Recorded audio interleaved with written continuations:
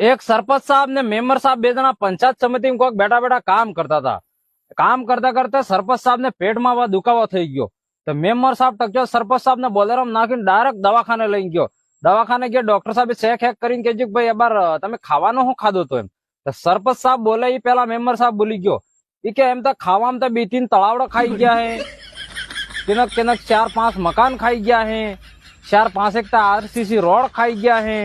અરે હું વાત કરો 4-5 એક આકા બાથરૂમ ખાઈ ગયા હે.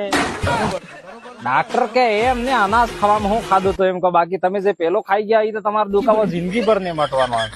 તો જેટલા સરપંચ અણાને કહેવા માંગો કે વધારે ખો ને કે યા પેટમાં દુખાવા રહેવાના છે. તો દોસ્તો આભાર આપણા રાજસ્થાનમાં સરપંચ સાહેબ નું સુનાવ આવે જરાક જોઈ વિચારીને સરપંચ લાવજો કોણ લાભવો હોય કોણ ને લાભવો હોય. આકા નાકા અમુક તો બાથરૂમ ખાઈ જઈ ને પછી કઈ કે યાર બોલેરો યાર ખરાબ થઈ જાય આખો દાડો. થઈ જ જવાની કે ઉપર વાળા ને કેમેરા ચાલુ ભાઈ. એટલે જોઈ વિચારીને સરપંચ સાહેબ જીતાડજો બસ, બીજું તો